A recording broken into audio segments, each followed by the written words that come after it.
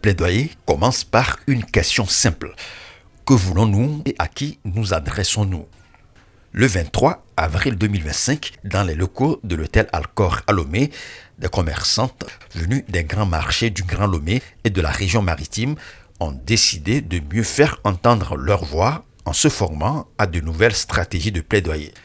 Retour sur une formation qui pourrait bien transformer leur quotidien.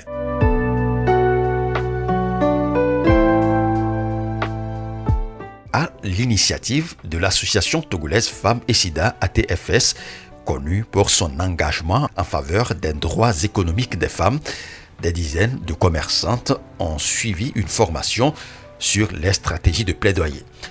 Les participantes ont appris à distinguer les formes de plaidoyer, comme nous l'explique Dr Kodjovi Philippe Anani, facilitateur de la formation. Nous sommes allés vers les stratégies de plaidoyer parce qu'il y a différents problèmes sur les marchés et des problèmes à plusieurs niveaux.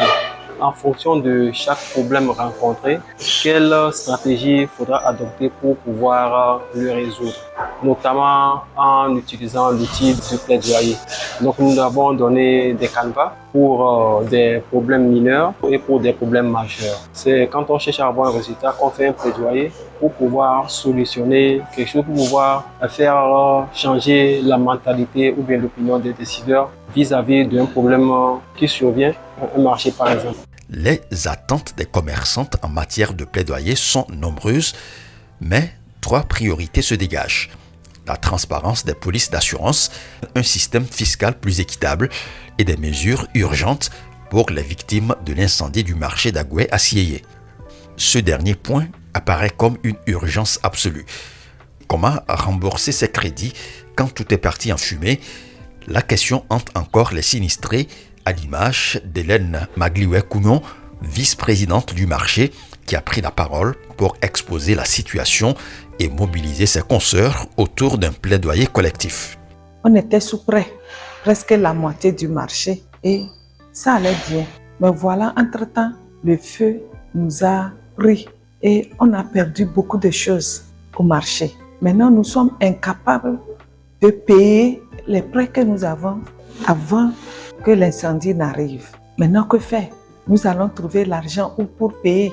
Nous nous sommes rendus auprès de notre COPECFI et c'est dit qu'il faut payer les dettes et après on reçoit d'autres crédits.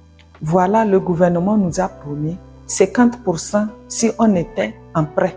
Ça veut dire que j'avais un prêt d'1 million avant l'incendie, avant d'être sinistré. Et maintenant, si il me restait 30 000 ou bien 100 000 à payer, le gouvernement paie 50% pour moi.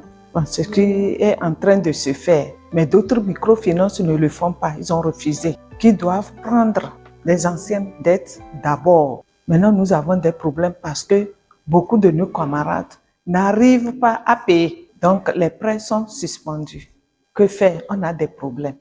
Face à cette préoccupation, la plateforme des commerçantes du Togo et l'ONG ATFS ont proposé des pistes concrètes de plaidoyer. Les plus pertinentes sont celles d'Azia Rabietou Adjabodé, coordinatrice de la plateforme, et de Saï Gichagado, présidente de l'ATFS. Écoutons-les dans cet ordre. Effectivement, le marché a pris feu alors qu'elles avaient contracté des prêts. Elles peuvent dans un premier temps soumettre le problème à la mairie. À ce stade, le maire leur indiquera la procédure à suivre. Mais si la situation tarde à évoluer, elles seront contraintes de porter l'affaire à la présidence et de solliciter l'intervention du chef de l'État car il s'agit d'une affaire d'intérêt national. L'incendie a tout ravagé sur son passage, rien n'a été épargné. Les commerçants sont rentrés chez elles les mains vides. La vice-présidente, qui vient de s'exprimer, est revendeuse de pagne. Elle n'a rien pu sauver. Elle a même fait une crise et c'est à l'hôpital qu'elle a repris connaissance. Ce qui se passe souvent, c'est que certaines commerçantes font de fausses déclarations sur la valeur réelle de leurs marchandises afin d'éviter de payer des taux d'imposition élevés. Par exemple, elles déclarent une valeur d'1 million de francs alors que la marchandise vaut en réalité 5 ou 10 millions. En cas de sinistre, l'assurance ne remboursera que sur la base de la valeur déclarée. soit 1 million. Concernant les incendies, il est essentiel de prêter une attention particulière à votre police d'assurance. Lorsque les agents de la compagnie viennent à votre rencontre, posez-leur toutes les questions nécessaires pour bien comprendre les clauses du contrat. Faites-leur savoir que la sécurité de votre investissement est une priorité pour vous. En plaidant votre cause, ils pourraient être disposés à vous accorder certaines facilités. Les commerçantes l'ont bien compris, le plaidoyer est un levier pour surmonter les obstacles.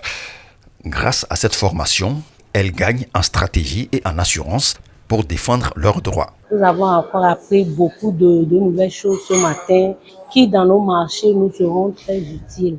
Et nous avons encore appris comment mener nos plaidoyers. Nous avons appris qu'il faut être en masse pour pouvoir réussir nos plaidoyers, nos cibles, comment les reconnaître, comment faire pour pouvoir atteindre ces cibles-là facilement, comment faire pour que nos plaidoyers réussissent. Nous avons beaucoup appris ce matin. Moi, principalement, j'ai été ravie. Ça peut apporter grand-chose dans le marché et surtout aussi pour la plateforme. Désormais, munie d'outils concrets, elle n'hésite plus à porter la voix de toutes les femmes des marchés du Togo auprès des décideurs. Car oui, un plaidoyer bien mené peut vraiment transformer des vies.